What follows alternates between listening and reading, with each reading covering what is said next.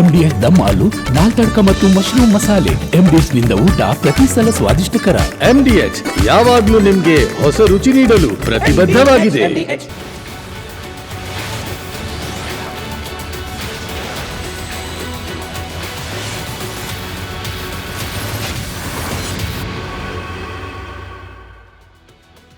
ಹದಿಮೂರು ವರ್ಷದ ಬಳಿಕ ನೇತ್ರಾವತಿ ದಡದಲ್ಲಿ ಹುದುಗಿ ಹೋಗಿದ್ದ ಸೌಜನ್ಯ ಎಂಬ ಹೆಣ್ಮಗಳ ಆರ್ತನಾದ ಮತ್ತೆ ಮುನ್ನೆಲೆಗೆ ಬಂದಿದೆ.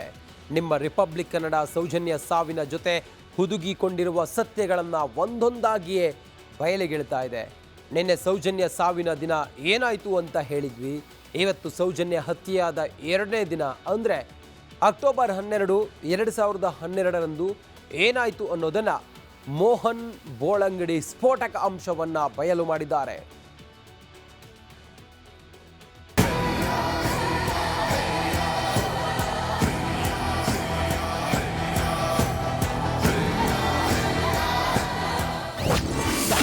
ರಿಪಬ್ಲಿಕ್ ಕನ್ನಡದಲ್ಲಿ ಸೌಜನ್ಯ ಸತ್ಯ ಭಾಗ 2. ಮೋಹನ್ ಬೋಳಂಗಡಿಯಿಂದ ಸತ್ಯ ರಿವೀಲ್. ಸೌಜನ್ಯ ಪ್ರಕರಣ 13 ವರ್ಷಗಳೇ ಕಳೆದ್ರೂ ನೇತ್ರಾವತಿ ದಡದಲ್ಲಿ ನಡೆದ ಕ್ರೌರ್ಯ ಇನ್ನೂ ನಿಗೂಢವಾಗಿದೆ. ಸಾಲು ಸಾಲು ತನಿಖೆ, ಪ್ರತಿಭಟನೆ ನಡೆದ್ರೂ ಸತ್ಯ ಮಣ್ಣಲ್ಲಿ ಹುದುಗಿದೆ. ಆದ್ರೆ ರಿಪಬ್ಲಿಕ್ ಕನ್ನಡ ಸೌಜನ್ಯ ಸತ್ಯವನ್ನ ಬೆನ್ನತ್ತಿದೆ. 2012 ಅಕ್ಟೋಬರ್ 12ನೇ ತಾರೀಕಿನಿಂದ ಏನಾಯ್ತು ಅನ್ನೋದರ ಬಗ್ಗೆ ಪತ್ರಕರ್ತ ಮೋಹನ್ ಬೋಳಂಗಡಿ ಎಳೆ ಎಳೆಯಾಗಿ ಬಿಚ್ಚಿಟ್ಟಿದ್ದಾರೆ. ಪೋಸ್ಟ್ ಮಾರ್ಟಮ್ಗೆ ವಿರೋಧ ವ್ಯಕ್ತವಾಗಿತ್ತು.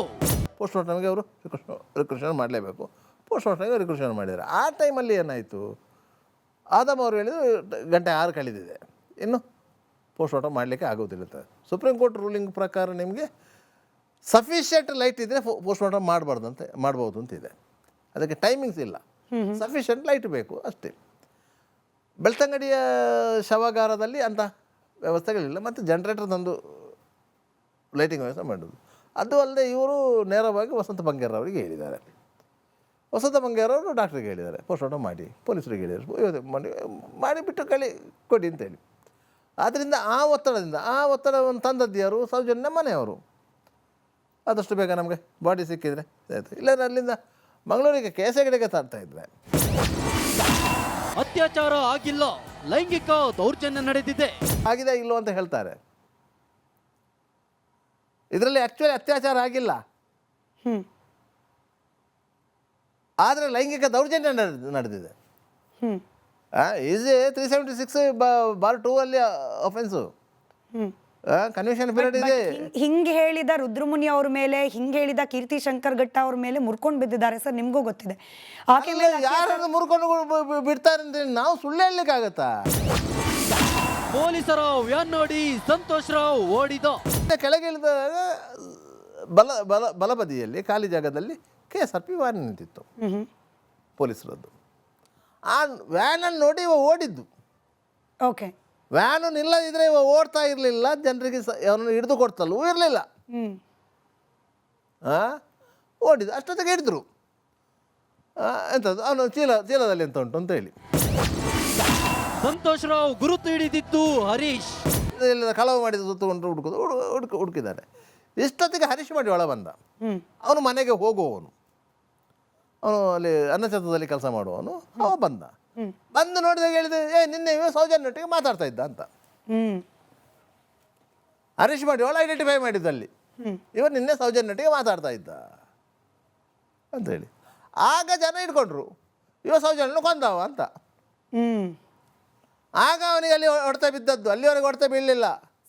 ಹರೀಶ್ ಬಂಡವಾಳ ಬಾರದೇ ಇರ್ತಿದ್ರೆ ಇವರನ್ನು ಪೊಲೀಸರಿಗೆ ಕೊಡ್ತಾ ಇದ್ರು, ಪೊಲೀಸರು ಕರ್ಕೊಂಡೋಗಿ ಸ್ಟೇಷನ್ಲಿ ಕೂರಿಸ್ತಾ ಇದ್ರು, ಏನು ಗಲಾಟೆ ಆಗ್ತಾ ಇರಲಿಲ್ಲ.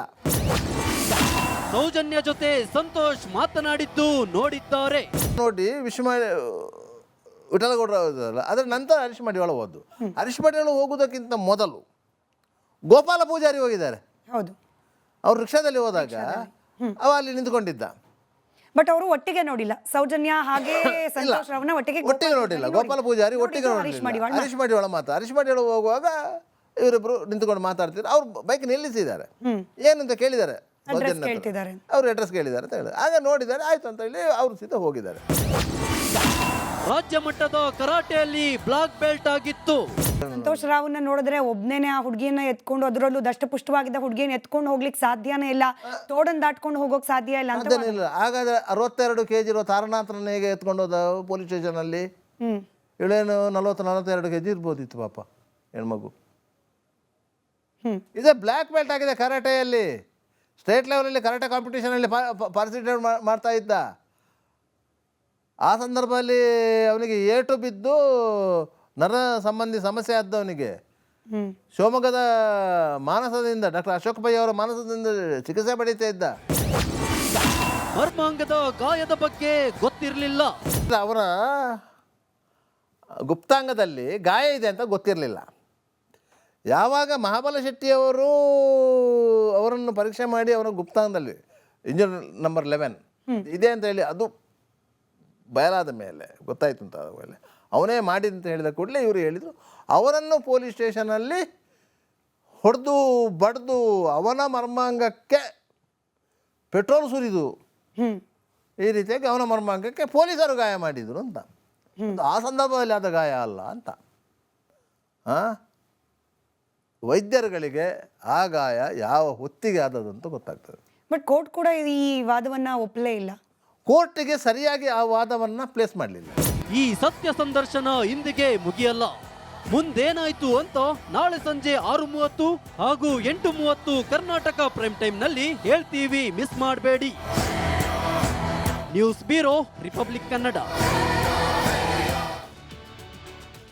ಸೌಜನ್ಯ ಸತ್ಯವನ್ನ ಎಳೆ ಎಳೆಯಾಗಿ ನಾವು ನಿಮ್ಮ ಮುಂದೆ ತೆರೆದಿಡ್ತೀವಿ ಪ್ರತಿದಿನವೂ ಕೂಡ. ಮುಂದಿನ ಸುದ್ದಿಯನ್ನು ನೋಡೋಣ. ರಾಜ್ಯದಲ್ಲಿ ಮತ್ತೊಂದು ಬ್ಯಾಂಕ್ ದರೋಡೆ ಪ್ರಕರಣ. ಇದು ಬೀದರ್, ಮಂಗಳೂರು ಬಳಿಕ ವಿಜಯಪುರದಲ್ಲಿ ದರೋಡೆ ನಡೆದಿದೆ. ಬ್ಯಾಂಕ್ ದರೋಡೆ ವಿಜಯಪುರದ ಚಡಜಣದಲ್ಲಿ SBI ಬ್ಯಾಂಕ್ಗೆ ಕನ್ನ ಹಾಕಿದ್ದಾರೆ ಕದೀಮರು. ಬ್ಯಾಂಕ್ ಮ್ಯಾನೇಜರ್, ಕ್ಯಾಶಿಯರ್ ಕೈ ಕಟ್ಟಿ ಹಾಕಿ ಲೂಟಿ ಮಾಡಿದ್ದಾರೆ. ಸಿಬ್ಬಂದಿ ಕೈಕಾಲು ಕಟ್ಟಿ ಹಾಕಿ ಕೂಡಿ ಹಾಕಿ ದರೋಡೆ ಮಾಡಿರುವ ಪ್ರಕರಣ ಇದು. ಕಂಟ್ರಿ ಮೇಡ್ ಪಿಸ್ತೂಲ್, ಮಾರಕಾಸ್ತ್ರವನ್ನು ಇಟ್ಕೊಂಡು ಡಕಾಯಿತರು ಎಂಟ್ರಿ ಕೊಟ್ಟಿದ್ದಾರೆ. ಬ್ಯಾಂಕ್ನಲ್ಲಿದ್ದ ನಗದು, ಚಿನ್ನಾಭರಣವನ್ನು ದೋಚ್ಕೊಂಡು ಪರಾರಿಯಾಗಿದ್ದಾರೆ. ಚಿನ್ನಾಭರಣ, ನಗದು ಎಲ್ಲ ದೋಚ್ಕೊಂಡು ಪರಾರಿಯಾಗಿದ್ದಾರೆ. ಬ್ಯಾಂಕ್ನ ಒಳಗಡೆ ಇದ್ದಂಥ ಸಿಬ್ಬಂದಿಯ ಕೈಕಾಲು ಕಟ್ಟಿ ಹಾಕಿ ದರೋಡೆ ಮಾಡಿದ್ದಾರೆ.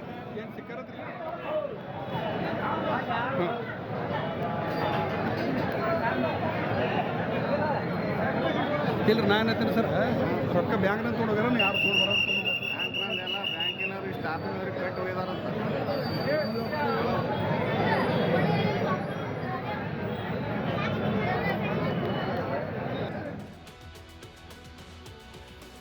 ಧರ್ಮಸ್ಥಳ ಪ್ರಕರಣಕ್ಕೆ ದಿನಕ್ಕೊಂದು ತಿರುವು ಸಿಗ್ತಾ ಇದೆ. ಬಂಗ್ಲೆಗುಡ್ಡದಲ್ಲಿ ಶೋಧ ಕಾರ್ಯ ಮಾಡಲು ಸಾಲು ಸಾಲು ಸಮಸ್ಯೆ ಎದುರಾಗ್ತಾ ಇದೆ. ಅದೇ ಕಾರಣಕ್ಕೆ SIT ಅಧಿಕಾರಿಗಳು ಹೊಸ ತಂತ್ರವನ್ನ ಹೆಣೆದಿದ್ದಾರೆ.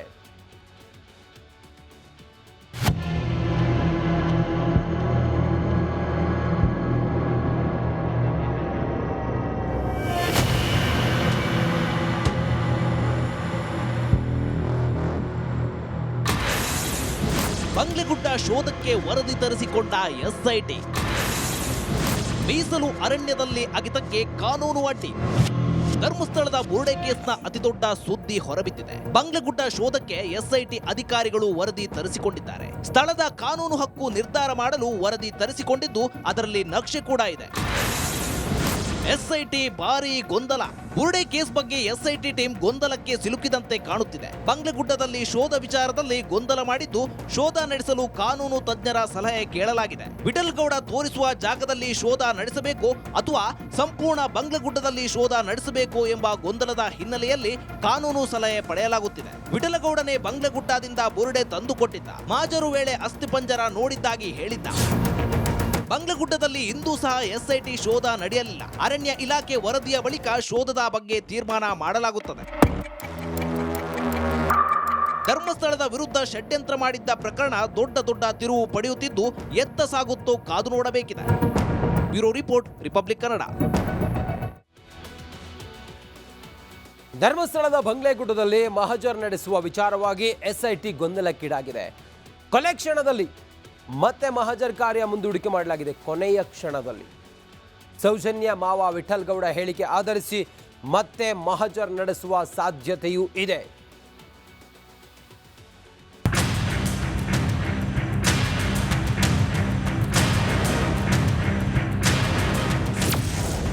ಬಂಗ್ಲೆಗುಡ್ಡ ಮಹಜರ್ ವಿಚಾರದಲ್ಲಿ ಎಸ್ಐಟಿಗೆ ಗೊಂದಲ. ವಿಠಲ್ ಹೇಳಿಕೆ ಬೆನ್ನಲ್ಲೇ ಮತ್ತೊಮ್ಮೆ ಕಾರ್ಯಾಚರಣೆ.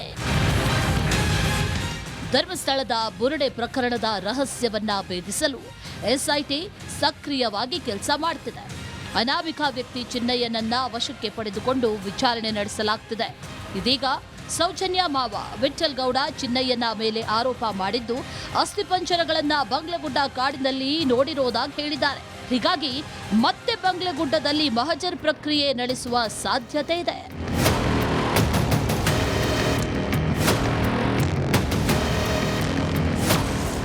ವಿಠಲ್ ಗೌಡ ಹೇಳಿಕೆ ಆಧರಿಸಿ ತನಿಖೆ.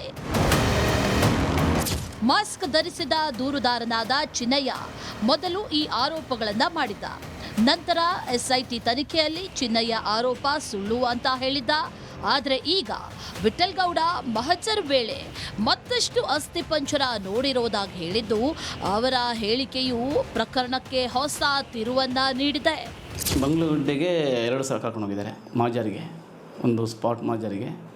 ಕರ್ಕೊಂಡು ಹೋಗುವ ವೇಳೆಯಲ್ಲಿ ಅಲ್ಲೇ ಒಂದು 3 ಮನುಷ್ಯರ ಕಲೆಬರವು ಸಿಗುತ್ತೆ ಅಲ್ಲೇ ಪಕ್ಕದ ಒಂದು 10 ಫೀಟಲ್ಲಿ. ನಂತರ 2ನೇ ಸಲ ಮಾಜರಕ್ಕೆ ಹೋಗುವಾಗ ಕೆಳಗಡೆ ಎಣ್ಣೆಗಳ ರಾಶಿ ನಮ್ಮ ಕಣ್ಣಿಗೆ ಕಾಣುವಂಥದ್ದು ಒಂದು 5 ನನ್ನ ಕಣ್ಣಿಗೆ ಕಾಣಿದೆ. ಮತ್ತು ಒಂದು ಸಣ್ಣ ಮಗುದು ಅನ್ನೊಂದು ಸ್ವಲ್ಪ ಅದರಲ್ಲಿ ನನಗೆ ಗೋಚರ ಆಗ್ತಾಯಿತ್ತು. ಒಂದು ಸಣ್ಣ ಮಗುದು ಎಲುಬಿದೆ. ಅದು ಪಕ್ಕದಲ್ಲಿ ಈ ವಾಮಾಚಾರಕ್ಕೆ ಬಳಸುವಂಥದ್ದು ಸಣ್ಣ ಒಂದು ಕಲಶಗಳು ಬರುತ್ತೆ, ಒಂದು 5-6 ಕಲಶ ಇತ್ತು. ಅದು ಸಹ ನಾನು ನೋಡಿದ್ದೇನೆ. ಧರ್ಮಸ್ಥಳದಲ್ಲಿ ಮತ್ತೆ ಮಹಜರ್. ಸೌಜನ್ಯ ಮಾವ ವಿಠಲ್ ಗೌಡ ಸ್ಫೋಟಕ ಹೇಳಿಕೆ ನೀಡಿದ್ದಾರೆ. ಆದ್ದರಿಂದ ಎಸ್ಐಟಿ ಅಧಿಕಾರಿಗಳು ಮತ್ತೊಮ್ಮೆ ಮಹಜರ್ ನಡೆಸುವ ಬಗ್ಗೆ ಚಿಂತಿಸ್ತಾ ಇದ್ದಾರೆ. ಎಸ್ಐಟಿ ತಂಡವು ಈಗಾಗಲೇ ಹಲವು ಸಾಕ್ಷಿಗಳನ್ನ ವಿಚಾರಣೆಗೊಳಪಡಿಸಿದೆ. ಉದಾಹರಣೆಗೆ ಜಯಂತ್ ಮತ್ತು ಗಿರೀಶ್ ಮಟ್ಟಣ್ಣನವರನ್ನ ವಿಚಾರಣೆ ನಡೆಸಿದ್ರು. ಅಲ್ಲದೆ ಚಿನ್ನಯ್ಯ ತಂದಿದ್ದ ಬುರುಡೆಯ ಮಣ್ಣು ಧರ್ಮಸ್ಥಳದ್ದು ಅಂತ ವಿಧಿವಿಜ್ಞಾನ ಪರೀಕ್ಷೆಯಲ್ಲಿ ಸಾಬೀತಾಗಿದೆ. ಎಸ್ಐಟಿ ತನಿಖೆ ಚುರುಕಾಗಿದ್ರು ಮಹಜರ್ನ ಗೊಂದಲದಿಂದ ಕೆಲವು ಅಡೆತಡೆಗಳು ಉಂಟಾಗಿದೆ. ಕಾನೂನು ತಜ್ಞರ ಸಲಹೆಯೊಂದಿಗೆ ಎಸ್ಐಟಿ ಮುಂದಿನ ಕ್ರಮಗಳನ್ನು ತೀರ್ಮಾನಿಸಲಿದೆ. ಪ್ರಕರಣದ ರಹಸ್ಯವು ಸಂಪೂರ್ಣ ಬಯಲಾಗುವವರೆಗೂ ಸ್ಥಳೀಯರು ಆತಂಕದಲ್ಲಿದ್ದಾರೆ. Bureau report, Republic Kannada.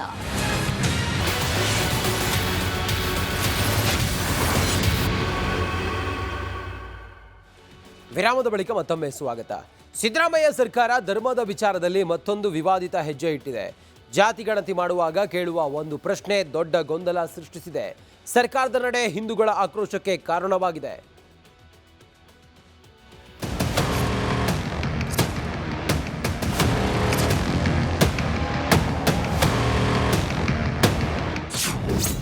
ಸಮೀಕ್ಷೆ ಹೆಸರಲ್ಲಿ ಧರ್ಮ ಒಡೆಯುವ ಹುನ್ನಾರ. ಕಾಂಗ್ರೆಸ್ ಸರ್ಕಾರದ ನಡೆಗೆ ಭಾರೀ ಅಪಸ್ವರ.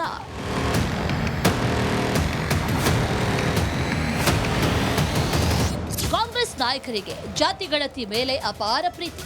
ಕಳೆದ ಬಾರಿ 150 ಕೋಟಿ ಖರ್ಚು ಮಾಡಿ ನಡೆಸಿದ್ದ ಸರ್ವೆ ಮೂಲೆ ಸೇರಿದೆ. ಆದರೆ ಇದೀಗ ಅದೇ ಸಿದ್ದರಾಮಯ್ಯ ಸರ್ಕಾರ 425 ಕೋಟಿ ವೆಚ್ಚ ಮಾಡಿ ಮತ್ತೆ ಸರ್ವೆ ಮಾಡಿಸಲು ನಿರ್ಧರಿಸಿದೆ. ಆದರೆ ಧರ್ಮದ ಕಾಲಂನಲ್ಲಿ ನಾಸ್ತಿಕ ಎಂಬ ಪದ ಸೇರಿಸಿ ವಿವಾದ ಸೃಷ್ಟಿಸಿದೆ.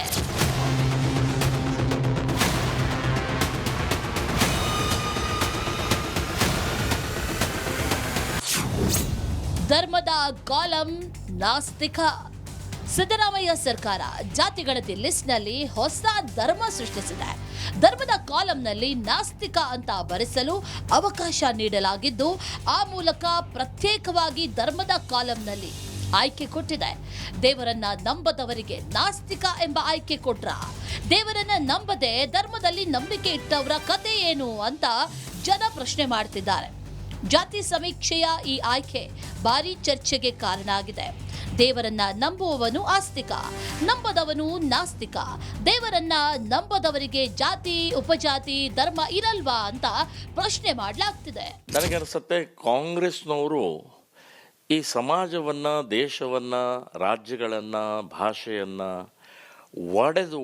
ಒಡೆದು ಬಹಳ ದೊಡ್ಡ ಅನಾಹುತವನ್ನು ಸೃಷ್ಟಿ ಮಾಡ್ತಾ ಇದ್ದಾರೆ. ಸೊ ಈಗ ಜಾತಿಯನ್ನು ಒಡೆಯುವಂಥ ಪ್ರಕ್ರಿಯೆ ನೋಡಿದರೆ ಕೆಲವೊಂದು ವಿಚಿತ್ರವಾದಂಥ ಇವರ ನಿಲುವು ಇವತ್ತು ಸಮಾಜಕ್ಕೆ ಅಪಾಯಕಾರಿ ಆದಂಥದ್ದಿದೆ. ದೇವ್ರು ನಂಬಿದವರು ಅದಾರ, ದೇವ್ರು ನಂಬಲಾರ್ದವರು ಅದಾರ. ಇದು ಪ್ರಜಾಪ್ರಭುತ್ವ ವ್ಯವಸ್ಥೆ. ಎಲ್ಲರೂ ಸರ್ವ ಸ್ವತಂತ್ರರು, ಹೌದಲ್ಲ? ಈ ನಾಸ್ತಿಕರು ಇಲ್ಲ ಅಂತೀರಿ, ಇದಾರಲ್ಲ ಕೆಲವೊಂದಿಷ್ಟು ಮಂದಿ. ಯಾಕೆ ಬೇಕಾಗಿಲ್ಲ? ಬೇಕು. ಇದು BJP ಸರ್ಕಾರ ಅಲ್ಲ, ಕಾಂಗ್ರೆಸ್ಸಿನ ಸರ್ಕಾರ. ಸಿದ್ದರಾಮಯ್ಯನವರು ಮುಖ್ಯಮಂತ್ರಿಯೊಳಗಿರುವಂಥದ್ದು ಮತ್ತು DK ಶಿವಕುಮಾರ್ ಉಪಮುಖ್ಯಮಂತ್ರಿ ಇರುವಂಥ ಸರ್ಕಾರ. ಈ ಸರ್ಕಾರದೊಳಗೆ ಎಲ್ಲರೂ ಸರ್ವ ಸ್ವತಂತ್ರರು. ಈಗಲೂ ಕೂಡ ಪರಿಶಿಷ್ಟ ಜಾತಿ ವರ್ಗಗಳು, ಅನೇಕ ಜಾತಿಗಳು ಇವತ್ತಿಗೂ ಮೀಸಲಾತಿ ಎಂಥದ್ದು ಅನ್ನೋದನ್ನು ಕೂಡ ಕಂಡಿಲ್ಲ. ಅಂಥವರಿಗೆ ಮೀಸಲಾತಿ ಕೊಡುವಂತ ಪರಿಸ್ಥಿತಿಯಲ್ಲಿ ಈ ಕಾಂಗ್ರೆಸ್ ಸರ್ಕಾರ ಇಲ್ಲ.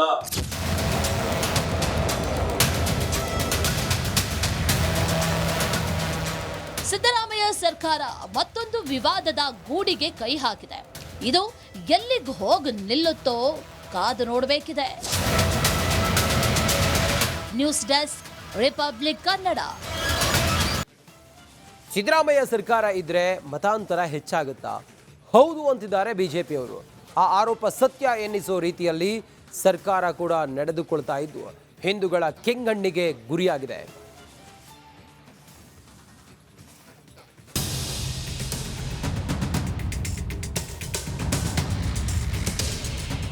ಮತಾಂತರ ಪ್ರತಿಯೊಬ್ಬರ ಹಕ್ಕು. ಈ ಮಾತು ಹೇಳಿದ್ದು ಬೇರೆ ಯಾರೂ ಅಲ್ಲ, ಸಿಎಂ ಸಿದ್ದರಾಮಯ್ಯ. ಆ ಮೂಲಕ ಮತಾಂತರಕ್ಕೆ ಮಂತ್ರಿಗಳೇ ಕುಮ್ಮಕ್ಕು ಕೊಡುತ್ತಿದ್ದಾರೆ ಎಂದು ಹಿಂದೂಗಳು ಆಕ್ರೋಶ ಹೊರಹಾಕಿದ್ರು.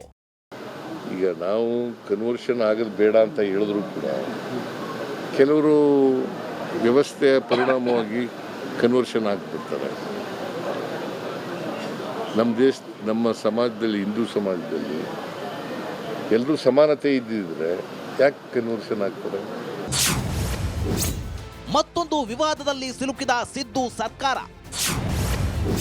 ಕ್ರೈಸ್ತರ ಜೊತೆ ಹಿಂದೂ ಜಾತಿ ಸೇರ್ಪಡೆಗೆ ಆಕ್ರೋಶ. ಕರ್ನಾಟಕದಲ್ಲಿ ಜಾತಿ ಗಣತಿ ಆರಂಭಕ್ಕೂ ಮುನ್ನವೇ ಕಿಚ್ಚು ದಗದಗಿಸುತ್ತಿದೆ. ಗಣತಿಯಲ್ಲಿ ಕ್ರಿಶ್ಚಿಯನ್ ಜೊತೆ ಹಿಂದೂ ಉಪಜಾತಿ ಸೇರ್ಪಡೆಯಾಗಿದ್ದು Christian Kuruba, Christian Brahmana, Christian Dalit, Lingayat Christian, Vokkaliga Christian, Maratha Christian, Balija Christian, Madara Christian, Banjara Christian, Bhovi Christian ಹೀಗೆ 47 ಜಾತಿ ಸೇರಿದ್ದಕ್ಕೆ ಆಕ್ರೋಶ ಸ್ಫೋಟಗೊಂಡಿದೆ. ಕ್ರೈಸ್ತ ಸೇರ್ಪಡೆಗೆ ಕಿಚ್ಚು. ಕ್ರಿಶ್ಚಿಯನ್ ಮತಾಂತರಿಗಳಿಗೆಂದೇ ಸಿದ್ದರಾಮಯ್ಯ ಸರ್ಕಾರ ಹೊಸ ಜಾತಿ ಸೃಷ್ಟಿಸಿದೆ.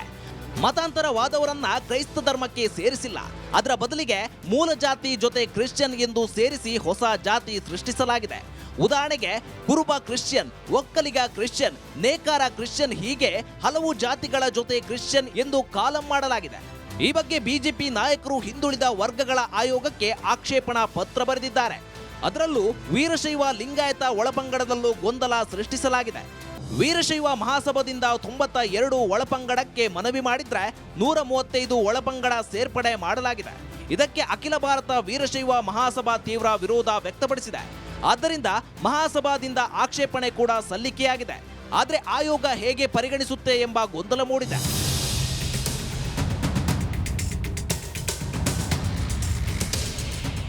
ಸಮೀಕ್ಷೆ ವೇಳೆ ಏನ್ ಬರೀತಾರೋ ಬರೆಯಲಿ ಎಂದು ಈಗಾಗಲೇ ಸಿಎಂ ಸಿದ್ದರಾಮಯ್ಯ ಹೇಳಿದ್ದಾರೆ. ಅದು ಹಿಂದೂ ಸಂಘಟನೆಗಳ ಕೆಂಗಣ್ಣಿಗೆ ಗುರಿಯಾಗಿರೋದಂತೂ ಸತ್ಯ. Bureau report, Republic Kannada. ರಾಜ್ಯದಲ್ಲಿ ಮೀಸಲಾತಿ ಯುದ್ಧ ತಾರಕಕ್ಕೇರಿದೆ. ಸಿಎಂ ಸಿದ್ದರಾಮಯ್ಯ ತಮ್ಮ ಸಮುದಾಯಕ್ಕೆ ದೊಡ್ಡದೊಂದು ಗಿಫ್ಟ್ ಕೊಡಲು ಮುಂದಾಗಿದ್ದಾರೆ. ಅದೇ ವಿಚಾರ ದೊಡ್ಡ ಗೊಂದಲಕ್ಕೆ ಕಾರಣವಾಗಿದೆ.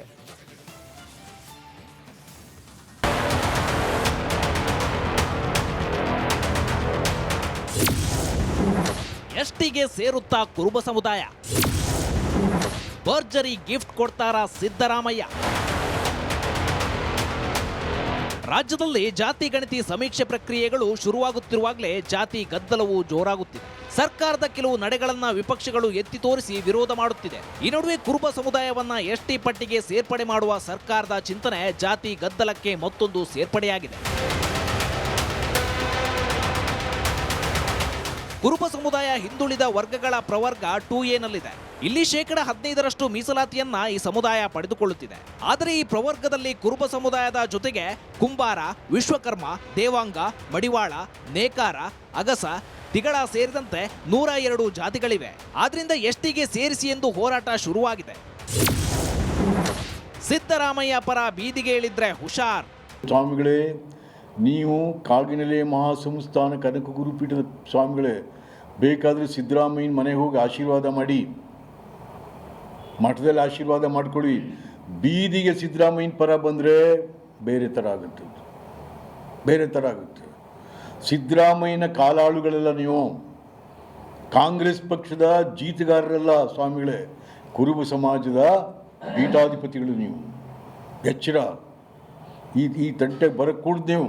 ಸಿದ್ದರಾಮಯ್ಯನ ಪರ ಅಲ್ಲಿ ಇಲ್ಲಿ ಹೋಗೋದು, ಜನ ಎತ್ಕಟ್ಟೋದು, ಭಾಷಣ ಮಾಡೋದು. ನೋ, ಸಿದ್ದರಾಮಯ್ಯ ಹಾಗೂ ಮಠಕ್ಕೂ ಸಂಬಂಧವೇ ಇಲ್ಲ.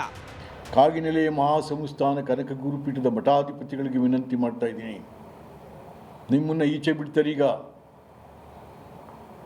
ಯಾಕೆ ಸಿದ್ದರಾಮಯ್ಯ ಸಂಕಷ್ಟ ಬಂದು, ಸ್ವಾಮಿಗಳೇ, ನಿಮ್ಮನ್ನು ಸ್ವಾಮಿಗಳು ಮಾಡಿದವನು ವಿಶ್ವನಾಥ. ಕಾಗಿನೆಲೆ ಮಹಾಸಂಸ್ಥಾನ ಕನಕರು ನಿರ್ಮಾತೃ ವಿಶ್ವನಾಥ, ಪ್ರಥಮ ಪೀಠಾಧ್ಯಕ್ಷನೇ ನಾನು. ಅಲ್ಲಿ ಯಾವ ಸಿದ್ದರಾಮಯ್ಯನೂ ಇತ್ತಿಲ್ಲ, ಅವತ್ತು ವಿರೋಧ ಇತ್ತು, ಮಠ ಬೇಡ ಅಂತೇಳಿ. ಕುರುಬರಿಗೆ ಎಸ್ಟಿ ಸ್ಥಾನಮಾನ ನೀಡುವುದು ಸಿಎಂ ಸಿದ್ದರಾಮಯ್ಯ ಹೋರಾಟ ಎಂದು ಬಿಜೆಪಿ ಕಿಡಿಕಾರಿದೆ. 7% ಮೀಸಲಾತಿ ಹೊಂದಿರುವ ಎಸ್ಟಿ ಪಂಗಡಕ್ಕೆ ಕುರುಬರನ್ನ ಸೇರಿಸುವುದು ಸರಿಯಲ್ಲ ಎಂದು ಆಕ್ಷೇಪ ಎತ್ತಿದೆ. Bureau report, Republic Kannada. Malur ಶಾಸಕ KY ನಂಜೇಗೌಡಗೆ ಸಂಕಷ್ಟ ಎದುರಾಗಿದೆ. ಕೇವಲ 248 ಮತಗಳಿಂದ ಗೆದ್ದಿದ್ದ ಕೈ ಶಾಸಕರ ಆಯ್ಕೆಗೆ ಅಸಿಂಧು ಆಗಿದೆ. ಆದರೆ ಹೈಕೋರ್ಟ್ ಸಣ್ಣದೊಂದು ರಿಲೀಫ್ ಕೂಡ ನೀಡಿದೆ.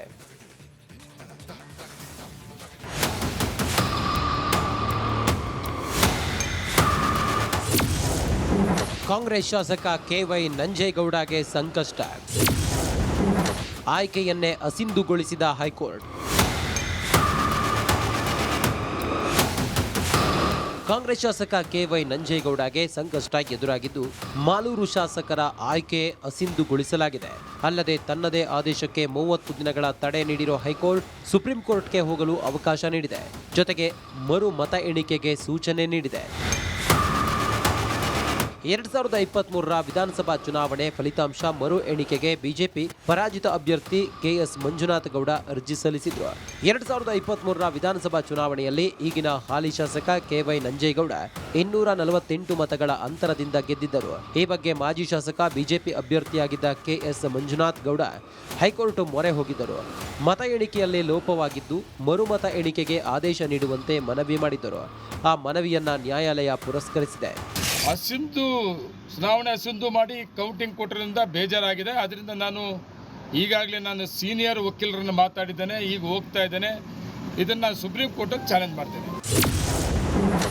ಕಾಂಗ್ರೆಸ್ನ KY ನಂಜೇಗೌಡ 50,955, ಬಿಜೆಪಿಯ KS ಮಂಜುನಾಥ್ ಗೌಡ 50,707 ಮತ ಪಡೆದರೆ ಪಕ್ಷೇತರ ಅಭ್ಯರ್ಥಿ ಹೂಡಿ ವಿಜಯ್ ಕುಮಾರ್ 49,362 ಮತ ಪಡೆದಿದ್ರು. ಕಾಂಗ್ರೆಸ್ನ KY ನಂಜೇಗೌಡ 248 ಮತಗಳಿಂದ ಗೆದ್ದಿದ್ದರು.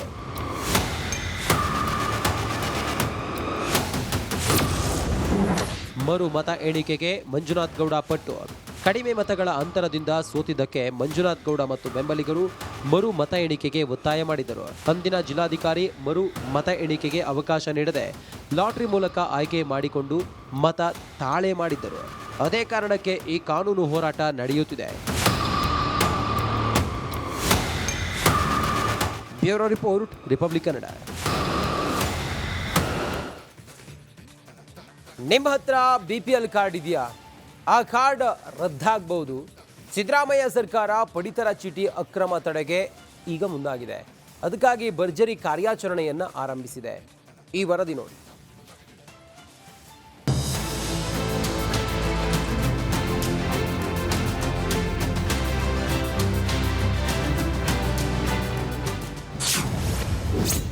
ರಾಜ್ಯ ಸರ್ಕಾರದಿಂದ BPL ಕಾರ್ಡ್ಗಳಿಗೆ ಕತ್ತರಿ.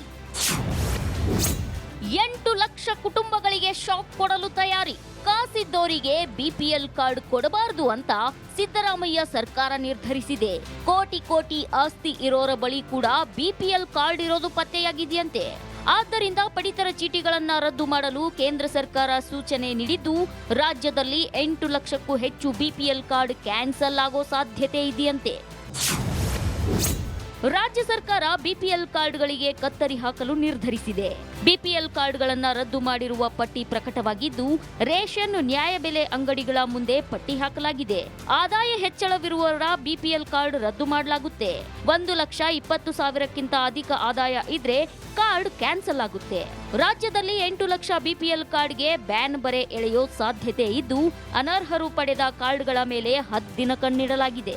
ಆಹಾರ ಇಲಾಖೆಯಿಂದ ವಿಶೇಷ ಕಾರ್ಯಾಚರಣೆ ಮಾಡ್ತಾ ಇದ್ದು, 12,68,000 ಅನುಮಾನಾಸ್ಪದ ರೇಷನ್ ಕಾರ್ಡ್ ಪತ್ತೆಯಾಗಿದ್ವು. ಅವುಗಳ ಪೈಕಿ 8 ಲಕ್ಷ ಕಾರ್ಡ್ ರದ್ದು ಮಾಡೋ ಸಾಧ್ಯತೆ ಇದೆ.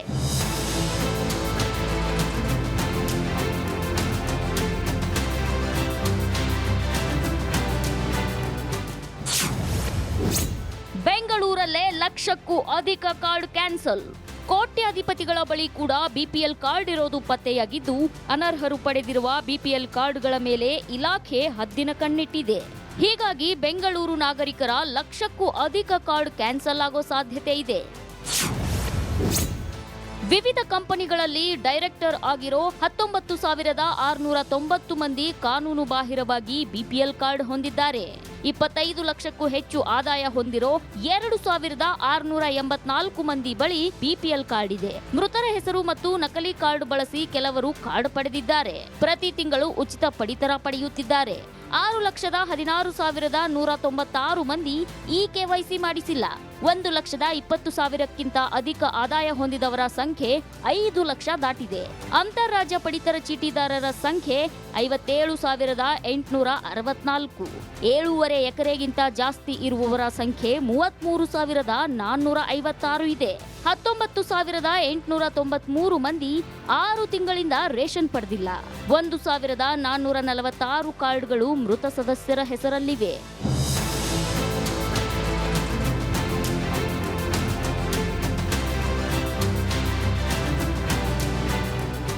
ರಾಜ್ಯದಲ್ಲಿ ಅಕ್ರಮವಾಗಿ ಬಿಪಿಎಲ್ ಕಾರ್ಡ್ ಹೊಂದಿರುವವರ ಕಾರ್ಡ್ಗಳನ್ನ ರದ್ದು ಮಾಡೋ ಬಗ್ಗೆ ನಾಳೆ ಸೆಕ್ರೆಟರಿ ಮೀಟಿಂಗ್ ನಡೆಯಲಿದೆ. ನಾಳೆ ಎಲ್ಲಾ ಹೇಳ್ತೀನಿ ಎಂದು ಆಹಾರ ಸಚಿವ ಮುನಿಯಪ್ಪ ಹೇಳಿದ್ದು, ಎಲ್ಲ ಗೊಂದಲಗಳಿಗೆ ಬ್ರೇಕ್ ಬೀಳೋ ನಿರೀಕ್ಷೆ ಇದೆ. ಮುತ್ತು, ಮೆಟ್ರೋ ಬ್ಯೂರೋ, ರಿಪಬ್ಲಿಕ್ ಕನ್ನಡ. ಆರೋಗ್ಯ ಹಾಗೂ ನ್ಯೂಟ್ರಿಷನ್ ಸಿಗುತ್ತೆ ನೋಡಿ, ಬಾಡಿ ಸ್ಟ್ರಾಂಗ್ ಆಗುತ್ತೆ. ಸ್ವಲ್ಪ ತಿಂದು ಹಸಿವು ನಿಗುತ್ತೆ, ಡೈಜೆಷನ್ಗೆ ಇಲ್ಲ ಅಪಾಯ. MDH ಸೋಯಾ ಟೀ ಅಸಲಿ ಪ್ರೋಟೀನ್. MDH